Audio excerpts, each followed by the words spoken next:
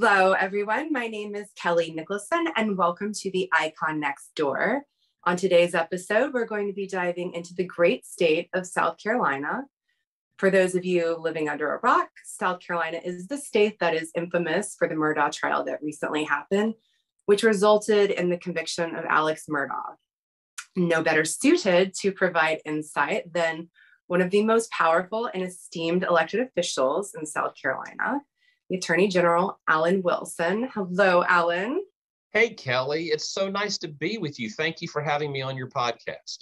Thank you so much for being here. Yeah. How are you? I'm great. I'm doing great. It's been a great day so far, and I'm really looking forward to our conversation. Me too. Congratulations on your recent conviction. Thank you. I'm really proud of the team we put together, and really proud of the outcome we were able to achieve. Me too.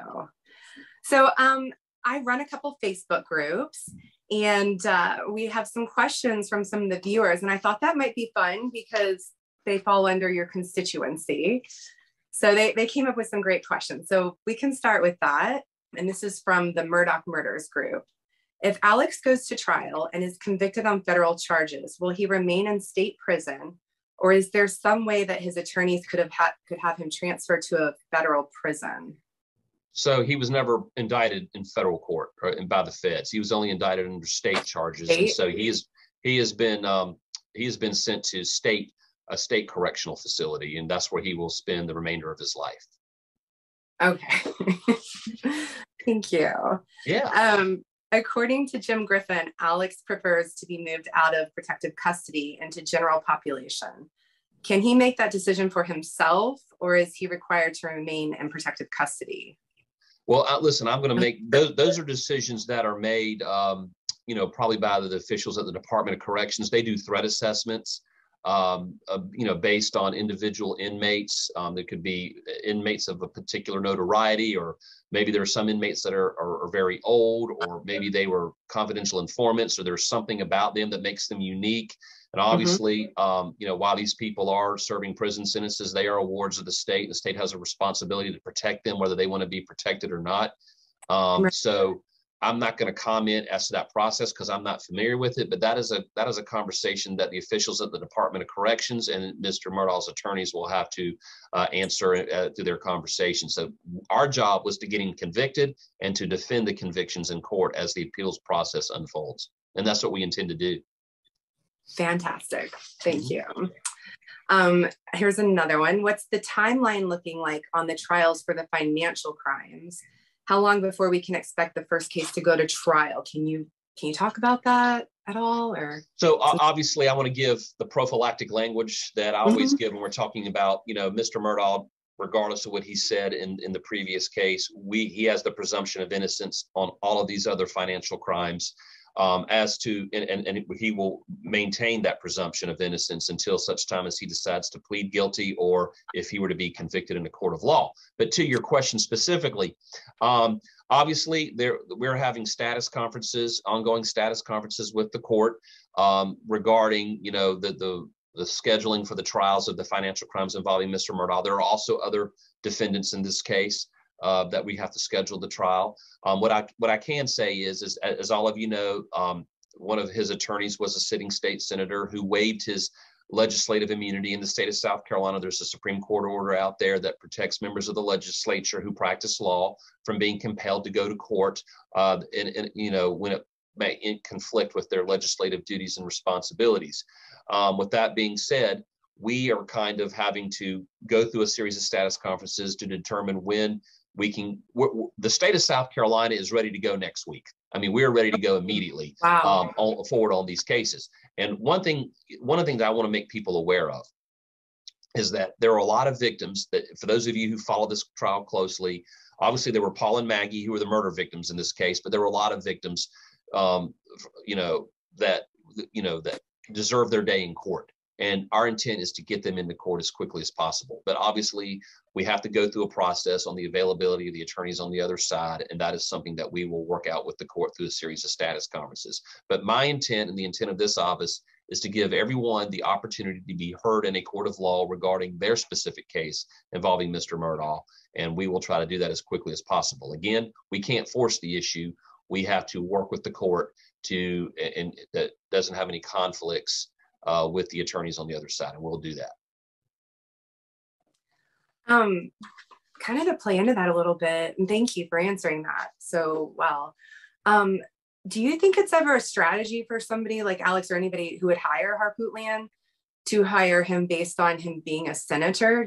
Is that, would you imagine that would be part, I mean, and what you're just saying, him being a senator could also delay some of those, not that it really affects him being in prison. Well, and you know, well, listen, I mean, certainly one of the benefits of hiring a legislator, and I'm not saying that was the intent. I'm not accusing anyone of doing it for that reason. But either an intentional or unintentional benefit could be that if you hire a state legislator, you're hiring someone who has more control over their schedule than the average attorney who doesn't have legislative immunity. That is just on its face common sense. I'm not saying anyone intended to do that, but that is a byproduct of being a lawyer legislator. Mr. Harpootlian and Mr. Griffin, who were the defense attorneys for Mr. Murdaugh, they wanted to get this case to trial as quickly as possible, and they filed a speedy trial motion back last summer, which we were happy to accommodate. And they wanted to go straight to the murder trials, not deal with the financials. They wanted to defend him on that case. And Mr. Harpootlian had the right to not do this during the session, the legislative session, which in South Carolina, for those people not in South Carolina, legislators from January to June have legislative immunity. And then from, June through the rest of the year, they have, from time to time, they come back for a committee meeting or a hearing or something that doesn't involve votes. They're not in session, but they still have legislative work that they do part-time. And so they have protections around those days and weeks that they are performing their legislative duties. And so they can't be compelled into court when it might conflict with their legislative responsibilities. Mr. Harpootlian had the right to assert that, but he chose to waive it so that we could go to trial on the murders. However, I don't want to speak for him. You can have him on your podcast, but he has the right to assert that legislative immunity, as does any other legislator. So we'll see. Okay, thank you. Yes, ma'am. Jim Griffin has vowed to take Alex's appeal all the way to the U.S. Supreme Court if necessary. There's never any way to determine how an appeals court will rule, but how confident do you feel that the conviction will remain in place? Well, let me just say this about Judge Newman. Cliff Newman, who was the judge, and anyone that watched this trial saw a very seasoned, experienced trial judge who was very judicious, very measured. He ruled at times for us on various motions, and he ruled at times for the defense. There was never a time he ruled, even when it was against our team, that I was like, okay, that's out of bounds. I mean, I always felt that he was very protective of the record. He went out of his way to ensure that Mr. Murdaugh's rights were protected and that the state was doing its job. And so I feel that Judge Newman did a great job on protecting the record. And honestly, I want to give a shout out to the men and women of our trial team, including Mr. Waters, who was my assigned chief prosecutor on the case. I had hundreds of meetings with Creighton about, what we should and shouldn't do. And we never wanted to go fly too close to the sun, because protecting the record and protecting the integrity of the case was always at the forefront of our minds. And so I believe, and I wouldn't have approved the trial strategy, I believe that we have a very sound case. I believe at this point in time that it will be upheld on appeal, and we are prepared. Mr. Griffin is correct. They have a right to take this thing to the Supreme Court if the Supreme Court will have it, and we are prepared to defend it to the Supreme Court if they do take it. Excellent. I think you all did an excellent job, and Judge Newman was absolutely phenomenal. I wish his level of calm could be bottled so that I could take it. There were certain points, be it on Twitter or in podcasts, a lot of times it was mentioned or questioned why you weren't possibly doing press conferences before the trial. And we've talked a little bit.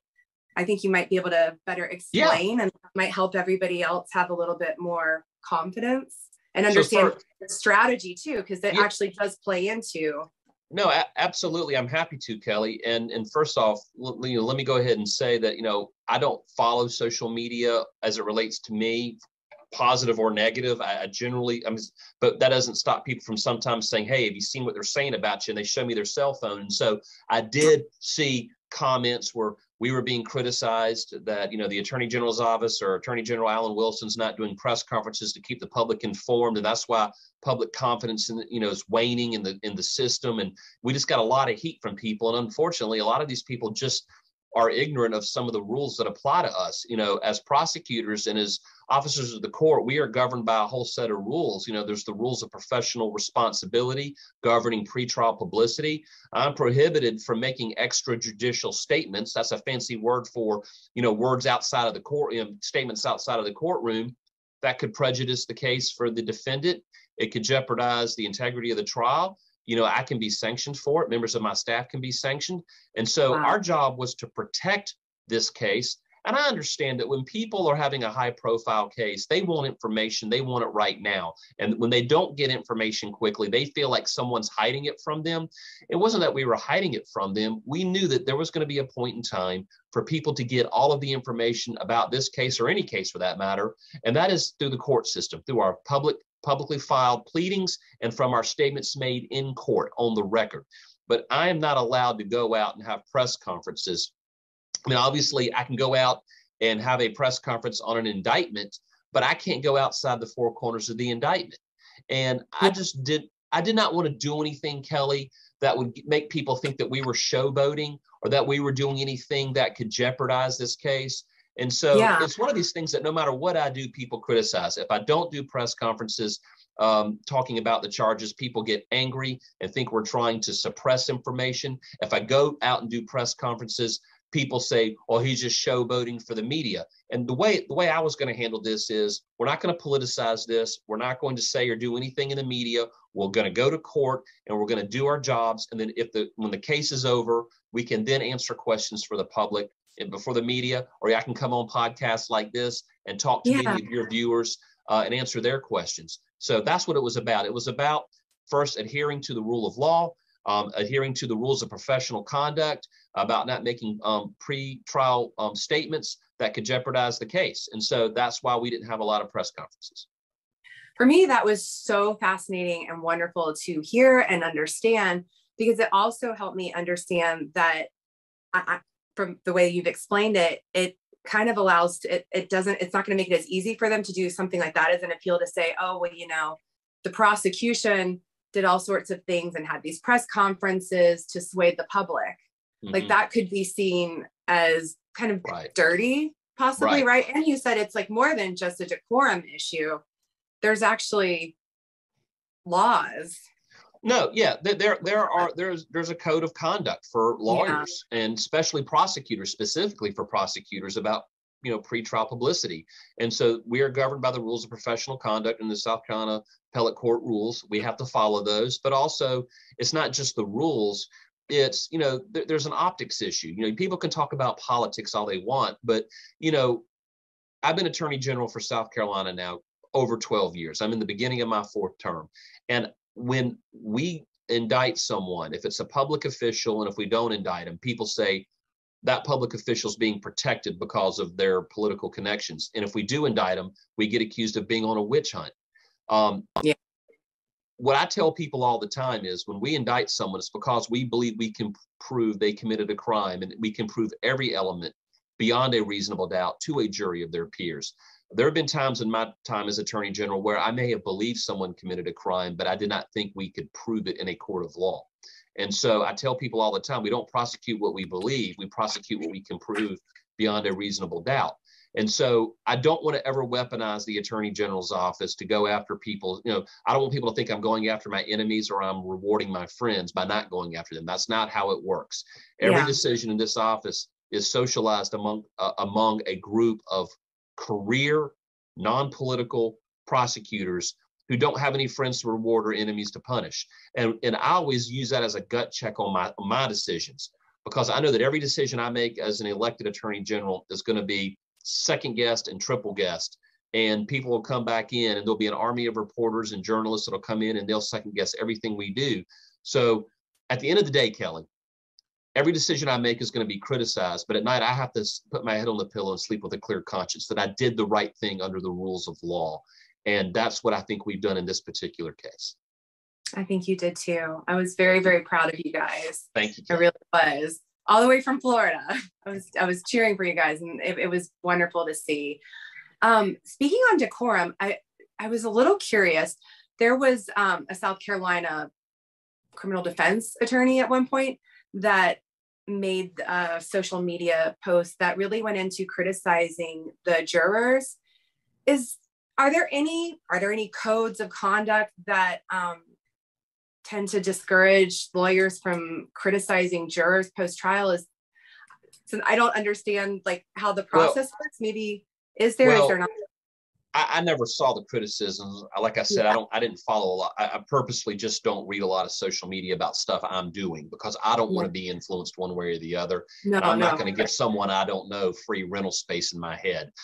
So I just don't follow it. With that being said, I can't comment specifically to those, but people have a First Amendment right to speak their mind on social media or any venue. It's only when the attorneys are party litigants in a case, obviously that governs us. And there's also different rules that govern the bar generally. We have rules of decorum that talk about the bar, about how we talk about other attorneys. But with that being said, generally, if just because someone is an attorney has nothing to do with the case, they haven't suspended their First Amendment rights to free speech simply by being a member of the bar, and they can talk about whatever they want. They want to talk about the jurors. They want to talk about, there were attorneys that probably criticized me and criticized members of our team. Everyone has an opinion and they have a right to voice it. There are First Amendment rights to free speech, and I defend those rights even when they're used against me or the jurors. I thought the jurors did a great job, by the way. They did too. Well, not because that they ruled in our favor, but in the brief conversation I had with one of the jurors after the trial, and they are allowed to talk to us, I learned how they conducted themselves behind closed doors, Kelly. And I was very impressed with the rules that they placed on themselves. Wow. And how they did this. And so very, very impressed by that. Wow. Yeah, I had a soft spot for the jurors because it's got to be a lot of pressure to serve as a juror, and you're serving society by participating in the process. So to me, I feel like that's a big deal. Think about this. I definitely felt for them one of them was called Sleeperella on a huge platform. And I was just like, these people dedicated their lives for 6 weeks. Well, let me interject real quick. I want to remind everyone out there listening who wants to criticize the jurors, whatever was said about them. Imagine you've been in a jury pool, and most trials last anywhere from a couple of days to a week. Rarely do you have a case that lasts longer than a week or two. These men and women were brought in on a Monday morning. They were selected for a trial by that Wednesday, and they had to leave their jobs and their careers and their families for not 1 week, not 2 weeks, but 6 weeks. And they had to show up every morning. They were there every morning by 8:30. Trial began at 9 and usually went to 5 or 5:30 every day of their lives. They're sacrificing. And so for those people who criticize them, I would invite you to thank the people who were, not that they really had a choice, but they really embraced their roles and they really did their best to pay attention. And remember, they have to sit there and listen to a lot of people who are watching the TV. They would see us put a witness up, and the witness will be up there for 2 hours or for an hour. And then we go back and ask that witness the same questions. And people are like, why are they going over the same stuff? Did you ever remember that? You remember that? Yeah. Well, the reason that was happening is because we have to send the jurors out and have an in-camera hearing out of their presence so that so the judge could hear what material was coming in, then make a determination whether it was something that was admissible. And then we have to come in and do it all over again. So these jurors are being jerked in and out of the courtroom and they don't know why. And just have to wait. Yeah, they just have to wait and they're not getting to see, like the rest of the world, what's going on. They don't have the context that many of our viewers had. So, I give a lot of credit to them. They really did fantastic. I think they deserved a lot of credit too, because having been called to jury myself before, you think about a lot of things like, how is this going to affect my life? I'm not going to be able to have paid, maybe I can't get my paycheck as normal, even though you do get subsidized to some degree, but it's not, it's a huge sacrifice. And it's definitely they're serving the judicial system in our society. So kudos to that. It's being on jury duty is a form of public service, and I applaud them for doing it. I was curious, a lot of people heard later in interviews the nail therapist of Maggie's, and there was Lindsay Edwards who had spoken out about some things with Alex. Did your team at any point talk to any of those people, or were they ever in a position where you considered questioning them? You know, I really can't comment on what our team did outside of the courtroom. And, you know, okay. I know people have questions about theories and conjecture and rumors and stuff that they hear. You know, obviously we can only talk. What I can tell you is this: when we get a case, we pursue every lead we possibly can. Even the most ridiculous rumors we pursue, and we vet them, and we put in all of the evidence that we believe that is relevant to the case and that can that can survive an objection under relevancy grounds, right, or under the rules of evidence. So we have a very technical set of rules of evidence that the general public, I mean, you can go to a bar or a restaurant and convict somebody in the court of public opinion, but in a court of law, there are a lot of rules that lawyers have to follow. And so, not specific to what you just mentioned, Kelly, we put in all of the relevant evidence that we believe we could get into a court of law that was relevant or real and germane to this particular case. Beyond that, I don't comment on what may have been investigated or not, because it's outside the courtroom.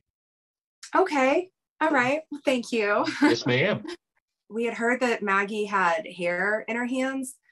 Do you know anything about why they may or may not have tested? That might be out of your range, but do you happen to know why they may or may not have tested the hair? Again, I don't want to comment on rumors of that people may or may not have heard that happened outside the court. What I can tell you, I think Jim Griffin had said that, which was so. But it still could be a rumor. What I'm going to say is this. Yeah. All of the evidence involving the crime scene was given to the defense, and all of the evidence of the crime scene was available to the public through this trial. And if there was something there that the defense could have used in their case in chief or in rebuttal to our case in chief, you know, they were free to do that. We reviewed every last scintilla of evidence that we could see, and we had an answer for everything. And that was all put on the record in front of the whole world, you know. And so I'll leave it at that. I don't want to comment on, you know, things that might be rumors or conjectures outside the courtroom, but all of the evidence was there for the world to see. Absolutely. I'm just curious, what do you perhaps think the biggest misconceptions to the public have been in regards to SLED?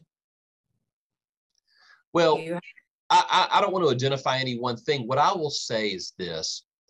And we've seen it across the spectrum of criminal cases. And I'm not saying there aren't bad cops. I'm not saying there aren't incompetent cops. There are indeed those people who serve in law enforcement who are both bad and or incompetent. The same could be said of lawyers, politicians, cake bakers, mechanics. I mean, any industry. With that being said, what I would ask and what I would invite people watching this podcast to think about is, whenever people are acting in real time and doing on a major high profile case that's going to be scrutinized, they're making decisions in real time. They do not have the benefit of hindsight. And then 6 months or a year and a half later, 1 million journalists, 1 million lawyers are going to come back in, and they're going to second guess every single thing that was done or that should have been done or that wasn't done. And they're going to second guess it. And so there's an old saying: in order for there to be a second guesser, there has to be a first guesser. And so you find me an investigation where mistakes aren't made by law enforcement. I challenge you to find me. Let me say it that way. I challenge you to find me, because just like me, investigators and police officers are all human beings. With that being said, I believe that the men and women in law enforcement did their best to do the right thing. And if there were mistakes that were perceived to have been made, that's fine. I'm sure we made mistakes along the way. I know that we did. But the point is that's why the process is so regimented. That's why there's so many rules to protect those mistakes. And so we, as the prosecution, we play with an open hand, right? You get to see our cards. We don't get to see theirs, but y'all get to see ours. And that's what we did, because we wanted the public to know that we were above board on everything. And I believe, and our job was to defend the law enforcement. And again, law enforcement is always put on trial, by the defense. That is part of their job, is to show why we're wrong, why law enforcement's wrong. And they were put on trial in this case too. And we thought we did a great job of acquitting them. Was it perfect? You can say no, but you can't find a case that is perfect. Yeah, no, yeah, you definitely can't. So thank you. That helps a little bit. Yes.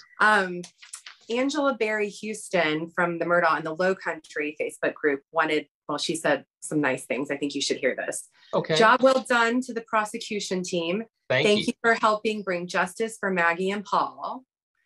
You guys are very well loved. All you needed to add to the team was a dog whisperer, she said. Is there anything you would have left out, added, or done differently during trial?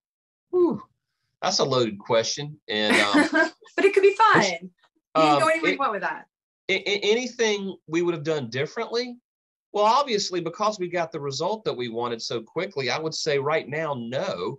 I'm sure if I thought about that question longer, I could probably think of something we would have done, differently. We thought and overthought and rethought going into the trial. Every single decision that was made had a dozen eyes on it. I mean, we even debated what my role should be. At one point I was going to try the case in the first or second chair, and ultimately made a decision that, as an elected AG, we didn't want to do anything to jeopardize the case. So I sat up there with the team, worked with the team, and took a more back row chair on purpose. I mean, I did do a little bit in the trial to help the team out, but like something as small as that and insignificant as me, where I would be sitting, was something we discussed, because at the same time, we didn't know how the public would react. We didn't know how the jury would react. We were more concerned about the jury than anything. And we didn't want to do anything that would jeopardize the case, our case in chief, or how it appeared to the public. So when you ask me, the question is, would we have done anything differently? We scrutinized our own conduct so much. We overthought stuff. We obsessed about, honestly, all right, here's the answer. I just came up with it. I wouldn't have overthought every single thing going up to the case. I probably would have done more, because I think I overthought it. I was so concerned about the optics that, I was a little tense at first. Once we got a week or two into the trial, things relaxed a little bit, and we felt like we had the luxury to do more things. But I think that we just overthought things because there were so many people out there second guessing everything we did. We just didn't want to do anything wrong. Yeah, no, of course. I think any of us in your position probably would have. Yeah. That's a lot of pressure. You guys ended up on the world stage. Yeah. So everybody, the slightest thing you do, people are going to find something. And I thought you guys did so well. The team that you assembled, they were just phenomenal. I mean, I'd never heard of John Meters, but I'm a John Meters fan. He was fantastic. Meters, thank you. John is a veteran prosecutor. Yeah, John was a veteran prosecutor who had been the deputy solicitor. And for people outside of South Carolina, that's a solicitor's a DA. District attorney, but he was the number 2 district attorney in Richland County for many, many years. I have been wanting to hire him for years. It just so happens that the timing worked out for us to hire him in the fall. We did not hire him for this case, but once we were able to hire him, I was talking to Creighton one morning, and Creighton's like, listen, John has tried a lot of murder cases. We'd be stupid not to incorporate him. And so John came in early December and got read up on this case really fast and did a phenomenal job. He's been around for decades, and we were so honored to add him to our team, and we're really proud to have him there. Oh, he was so fantastic. He really did such a great job with the closing arguments. He was just phenomenal. I think what was interesting is looking at Creighton.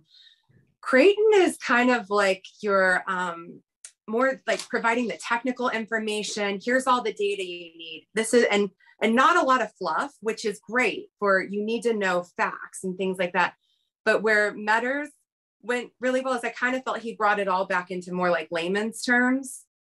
That kind of said a lot of things a lot of us were thinking, but he said it, The way I would describe our prosecution team is we're like a bag of golf clubs. You know, Okay.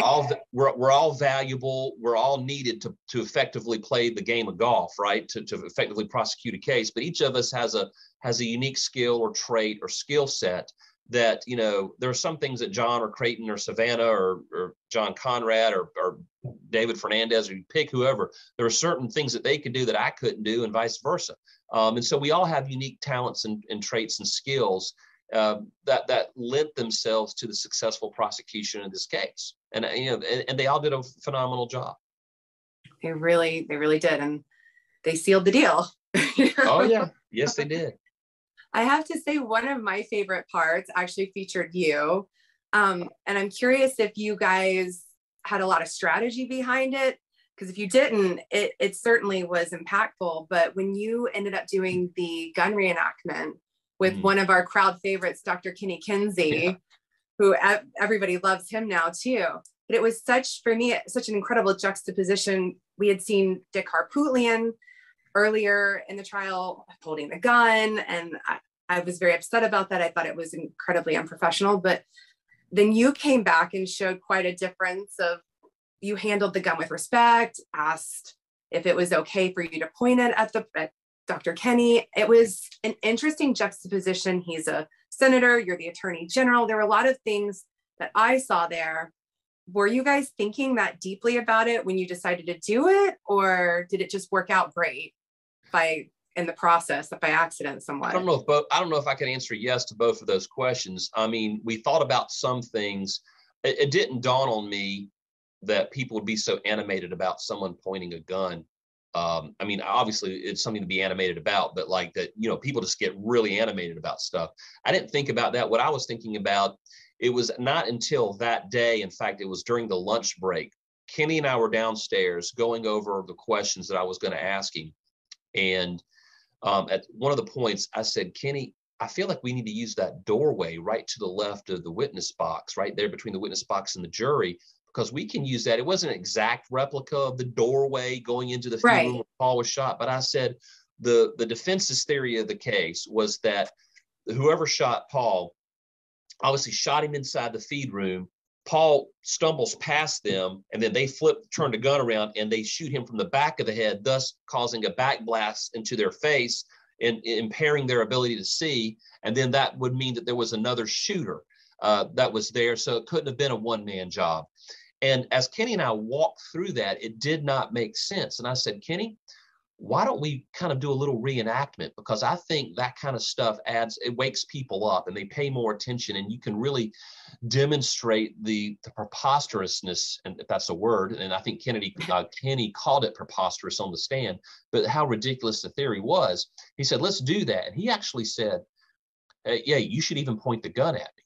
And I'm like, are you sure? He goes, yeah, point the gun at me. It's really good. It's good drama. It'll show them how ridiculous.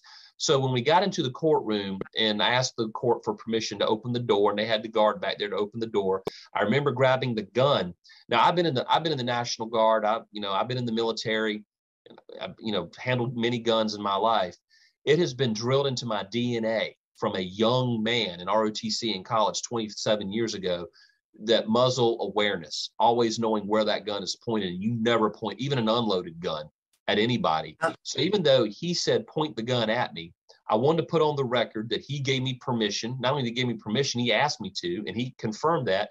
But even as I was lowering the shotgun at him, something in my mind made me turn it to the right. And if you go back and watch the video, I'm not pointing the gun at him, I'm pointing it to the wall. And then when we did the reenactment that you liked, I'm swinging the shotgun around, and he's leaning over like Paul to simulate Paul falling forward as I'm walking behind Paul or Kenny to raise it. I don't even put the gun to the back of his head. I remember consciously thinking, there's no way I can point. We knew it was unloaded. There was a lock in there. There was a wire going through it. It was safe. I just couldn't do it. So I'm holding the gun to the right of his head. That's just because of my training. And so for people, I know that there were some people that even complained about that. So to all the people out there on the blogosphere and the Twitter sphere and all that, I never pointed a gun at him because it's just not in my DNA. But it did make for good theater. I think it illustrated, for my purposes, to the jury that their theory of the case was not plausible. And I hope that contributed to the ultimate guilty verdict. Yeah, absolutely. I actually did look at the picture, and you can see, like, there's a picture that I managed to see where you can see just a little bit you were off to the side.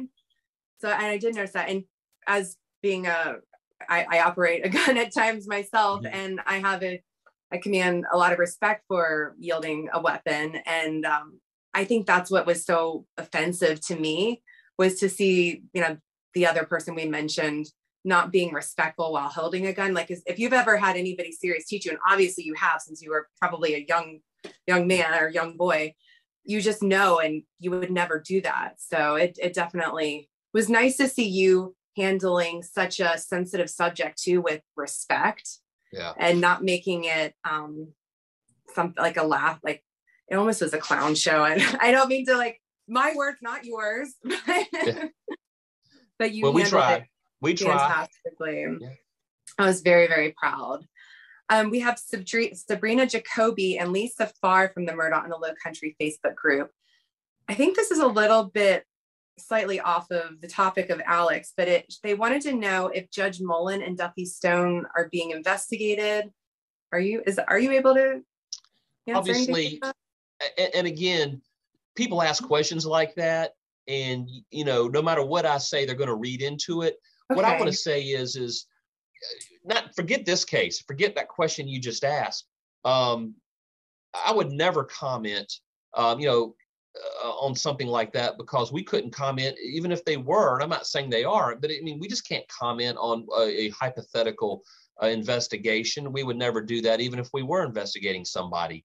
With that being said, what I will tell people is that our office is being very respectful, and we're being very professional in everything that we do, not just with this case, but with any case. So I'm not trying to dodge your question. I just don't want to feed a rumor that something is happening and I'm not talking about it. So, and again, I don't ever say, if someone said, am I investigating Kelly Nicholson right now? That's you. I would not say, no, we're not investigating Kelly Nicholson. That doesn't mean I would not confirm it or deny it. I would say, I just can't comment hypothetically one way or the other. People would say, well, he didn't deny it. That means he's investigating Kelly. So I'm using you as an example.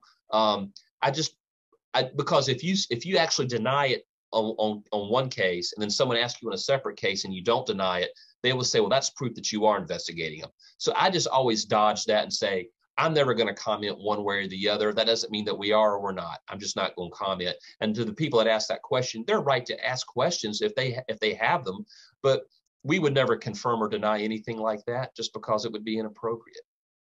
That's understandable. Yeah. Thank you. I can understand that.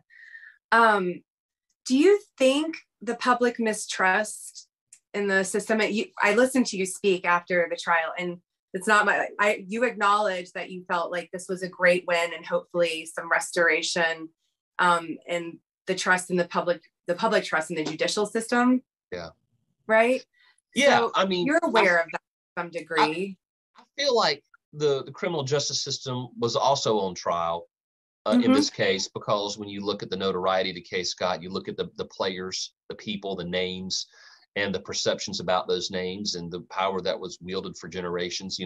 I understand. Look, if I wasn't in my chair behind the curtain seeing everything, and I were sitting in your chair, and I were with all these people on this Facebook page, I'd be asking all these questions. I'd be jumping to conclusions and thinking things.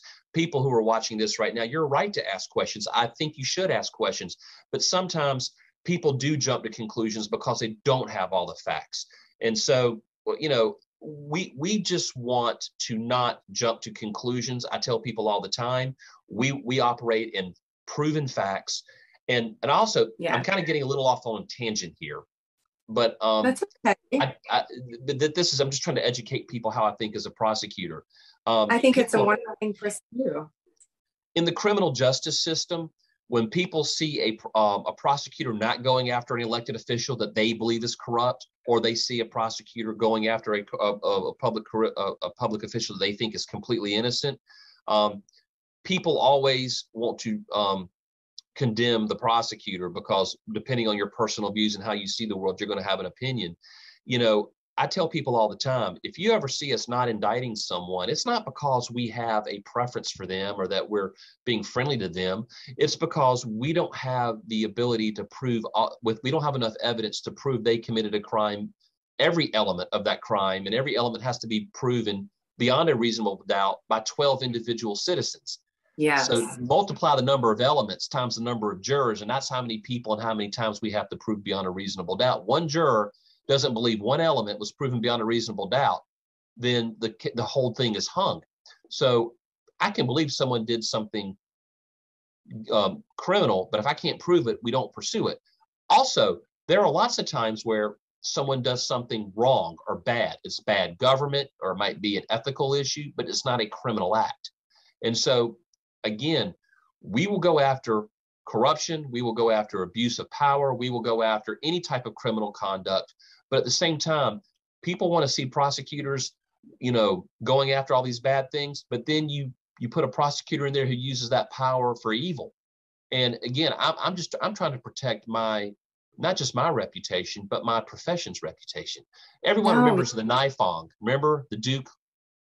The what? The Mike Nifong from North Carolina, the Duke lacrosse players. The scandal from 20 years ago, oh gosh, the rape allegations, and wow, that takes me back. Yeah, well, a lot of people have forgotten about that, but that was a huge black eye on our profession, and so we just want to do the right thing. If I ever thought that I had a conflict going after somebody, I told my mom and dad one time, I joked early in I says, listen, don't ever commit a crime, because if the allegation comes to my office, I will step away from it. I will give the case to someone to assign away, and then I will step in front of the bench and stand by you as a character witness, but I will not sweep it. It's going to see the light of day. And so I'm very passionate about that. So I went on a little bit of a tangent because I want to educate the public. No, that's wonderful to hear, though. I think that's what people want to know. They wanted to see, and I think we got to see that with this trial. Obviously, there were a lot of people talking about it before it ever came up, and a lot of people were curious, how is it going to be handled? And they saw you act it like you would any other case. Kelly, the biggest compliment I think I heard is the number of people either came up to me or said something to somebody, and they subsequently told me, is that their faith in the criminal justice system in South Carolina has been renewed or restored. And to me, that means that it wasn't just about holding Alec Murdaugh accountable for his crimes. It was about vindicating the system. The system is imperfect because it's filled with people who are imperfect.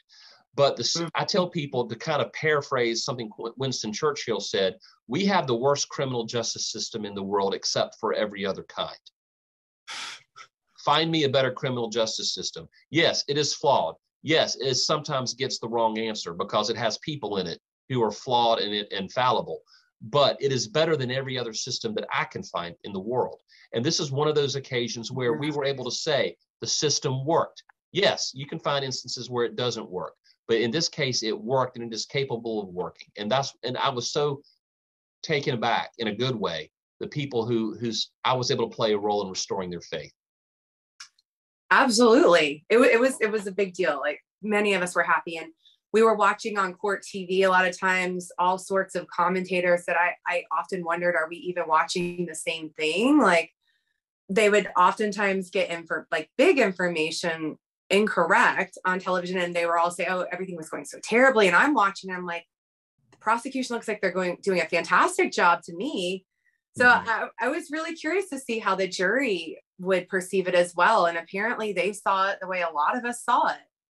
I saw a lot of, I'm not knocking the defense bar, but the criminal defense bar, they'd have a lot of these experts on national TV and state TV. And I remember watching, and again, sometimes it was hard to avoid it. I didn't look for it, but when I would hear it, they would be making some criticism of it, and I would think to myself, they totally misunderstood our strategy. They don't have a clue what they're talking about. And it was, we kind of chuckled to ourselves. And when I did talk to one of the jurors afterwards, all the things that the criminal defense bar, not all of them, but some of them that were commentating on this, the jurors never even thought twice about what these so-called experts were thinking about. They looked at completely different things, and they were looking at the things that we thought were important, whereas these online pundits, were completely off base. I always chuckled to myself about that. Well, and the jurors aren't supposed to be watching that anyways, right?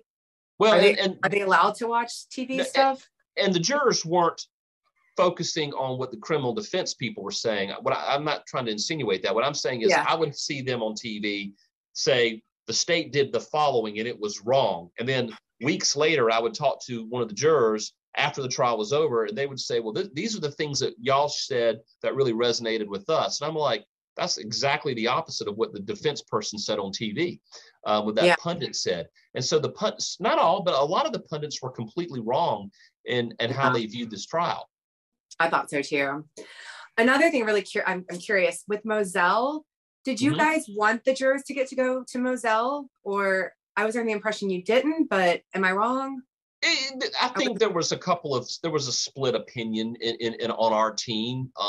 There were some people like, they're going to get down there and the defense is going to use that to muddy things up. Hey, listen, I'm of the belief, the more information, the better.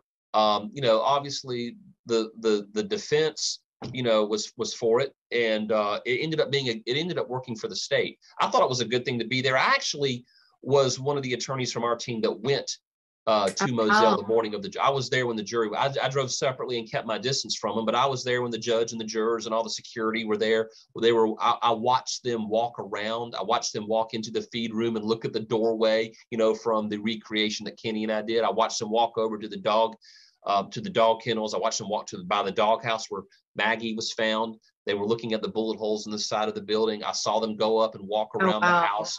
They were meticulous. I saw one of the jurors squatting down and kind of looked like he was counting, just observing. And I just remember thinking, these people are taking this very serious. It was very impressive. And it seems like it was very fortunate with the timing of you having just done the reenactment with Dr. Kenny Kinsey, because that was probably fresh in their minds, I would imagine. Yeah, it was a day or day and a half before that we did that. And again, I think the biggest thing that resonated with them was that dog kennel video that came off of Paul's phone 10 months after. Obviously it was kind of funny. Alec locks himself into this story for nearly a year that he was never down there and never down there. And then in April, literally, I think 3 months before we indicted him for murder, the video comes out. And he had already locked himself in. And then during the trial, he had to, back off of that. One of the questions that I would have loved to have gotten Creighton to ask on cross-examination, and I think this would have been a really good question, and it wasn't asked. If you're looking for a regret, this would have been it. I would have loved for Creighton to have asked,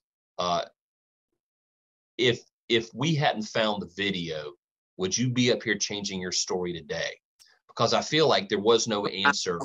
I mean, there's no answer he could give that wouldn't be offensive. If he said, yes, I would have changed my story today, even if y'all didn't have the video. Because before that point, it was someone said they thought they overheard him on the phone, right? When Paul, the young man that Paul was talking to, thought they overheard him. And he denied it even then. Oh, yeah. So if he says if his answer to the question is, would you have changed your story on the stand today had we never found the video? If he says, yes, I would have changed my answer, then people would have just said, that's ridiculous. They would have been like, you're insulting our intelligence. And then if he tells the truth and says, no, that just confirms that you're a liar. And that would have been a really good question, I think. That would have been a fantastic question. But he did great anyways. I mean, we all love Creighton. Oh, no, Creighton did a phenomenal, did a phenomenal job. I was in Creighton's room every night till after 9 o'clock, getting ready for the next day. And Creighton did an amazing job. So did everyone else on that team. I mean, we all want to go see him play the guitar now. That's next on my list, is go to a Creighton concert. Yeah, I think they're playing somewhere in the upstate here coming up, I heard. I'll have to go check that out and go. It'll be on YouTube, I'm sure. We were all a little curious about the Jeroid Price. Can you talk about that at all? Or I'm happy to. What I'm happy to say is this, and a lot of people probably aren't following that. I don't know if people in Florida are following that. I know people on your Facebook might, because they're in South Carolina. But basically, I can say what is in the pleadings. Obviously, a man was convicted, who was a leader in a gang, was convicted in 2003 of murdering someone, and he was sentenced to 35 years in prison. And in late December, a order was signed that allowed him to get out of prison after only serving 19 years. When we go back and we look at the several statutes involved in this, and we got confirmation this week that the statutes weren't followed to the letter. The law says you have to serve day for day. You can't drop it below 30. He was let out after 19, and the victims were never notified. A hearing and motions were never filed. These are all in the court filings.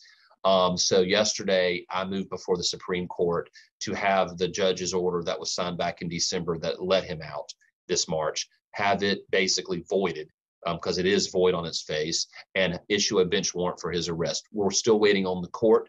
I'm very grateful to the court for unsealing the order and all of his supplemental documentation with it, because I want the public to see it. We have reviewed the record that the court relied on to do that order, and we're going to. I can tell you right now, the victims' rights were violated. I've spoken to the victims, the parents of the young man who was murdered 20 years ago. We're going to do everything we can to see that justice is done in this case, right the wrong that occurred, and then find out holistically what happened. We want to get answers as much as everyone else is, and you know, we're going to look and ask a lot of questions as we move forward. That's great to hear. I did read up a little bit on it. A couple of people mentioned it to me, and I was like, what is this? And I read back, and then that was a long time ago, and it was a pretty bad thing. So yeah, I imagine people are very concerned about it. That's kind of shocking that he's getting released. So I think a lot of people are grateful you're requesting that. Yeah, and everything that I've said to you, we have actually written into a record on a public document filed with the Supreme Court. Right, we're not getting any like. No, and I know that people are like, well, why aren't we hearing? This is kind of like Murdaugh 2.0 again. You know, why isn't Wilson, going out there talking about it? I'm talking about what is already in the public record. I'm not going to comment on individuals or people or facts. Because again, this process is an ongoing process. As Creighton said, investigations are like children. They're organic. They grow and develop, and you don't know what you don't know until you know it. And so I'm not going to jump to conclusions prematurely. Everyone has the presumption of innocence. And the process, while we know it wasn't followed, I'm going to wait and see what the evidence and the facts say before I make any firm decisions. But I will make this promise to people out there who are concerned, and you should be concerned, that we're going to follow the law and we're going to do our jobs. I think you're actually kind of addressing a lot of people's concerns by requesting for those files to be made available. Yeah. So, I mean, if anything, that's contributing more to public trust, I would imagine. That was my thoughts of reading it. I hope so. I'm also curious, as a dad, I mean, you have 2 children and now a tripod cat named Grainger. Yes, well, I did hear about that. You mentioned it. Now people are saying, "What are you talking about?" So real quick, before you ask your question about my kids, while I was down the Murdaugh trial, I was down there for like almost 6 weeks, living in a hotel with the team. And while I was gone, my wife and I had signed a permission slip for my daughter on a career day to go shadow a veterinarian that lived at an animal hospital near our house, because she, at 13, has already said that she wants to be a vet one day, loves animals, big time animal person. And she goes, I want to go shadow a vet. And the day that she was there, some people brought in a young kitten, probably 2 or 3 months old, who had its leg badly injured. And ultimately the cat had to have its back leg amputated. So it has 3 legs now. She was there to nurse that cat back to health and fell in love with the cat. And of course, somehow co-opted my wife in this scheme against me. It was a conspiracy against me. By the time I got home, the whole thing was already baked. We were going to be, I thought, fostering, but now we have adopted this cat. His name is Danger, and he can move around as good as any 4-legged cat. And he and the German Shepherd Lucy, they get along famously. But yes, we now have a 3-legged cat because I wasn't here to stop it. They got him in while I was gone. I saw what was it? One of those little things on Facebook Jennifer posted with you and the cat. I did a video. Yeah, I did the video introducing Danger to the world. Yeah. And you look like you might like Danger. You didn't look like you. No, it wasn't that I don't like Danger or that I don't. I mean, I love animals. I'm a big animal person. He's a sweet cat. And yes, I do love him. He's a great cat. He curls up in my lap all the time. All is well. I wanted to close on that. I want to say, to Jennifer's credit too, she's allergic to cats, isn't she? she is allergic, but she said, I threw that in her face in defense of my position. We don't need another animal. And she says, I've gone to visit the cat and I've hold him and sniff him, and he doesn't cause me any problems. And she hasn't had a problem with him since he came to the house. Oh, wow. That's actually fascinating. It's kind of perhaps heaven sent. Yeah. Well, Kelly, I hope you come to South Carolina to visit me sometime. I know that you used to live here, now you're in Florida, but I hope you'll come and visit your state again someday, and would love to see you in person. I would love to. I will be there very soon. And I'm so grateful for this opportunity for you to speak with me. It was so much fun. You're so personable. Thank you. And I can't thank you enough. And again, thank you to you and your entire team. I was all the way down here in Florida. So proud of you guys. Cheering y'all on. Thank you. Have a great weekend. Thank you so much, Alan. Yes, ma'am. Take care.